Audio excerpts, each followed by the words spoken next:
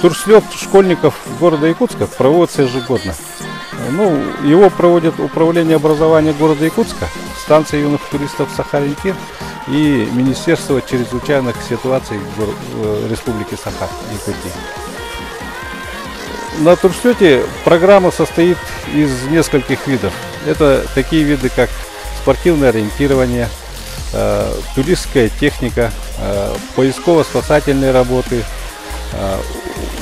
установка лагеря, это бивак все называется, потом краеведение.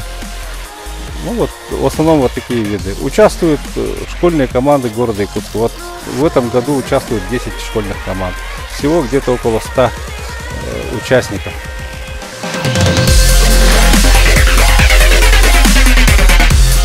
Необходимое снаряжение для турполосы, проводимое в данный момент. 4 карабина, 3 карабина, 2 карабина на усах, одно на основной обвязке и одно для страховки жумара. Система состоит нижняя обвязка и верхняя грудная. Все, связано это между собой усом самостраховки и карабинами. В принципе, все.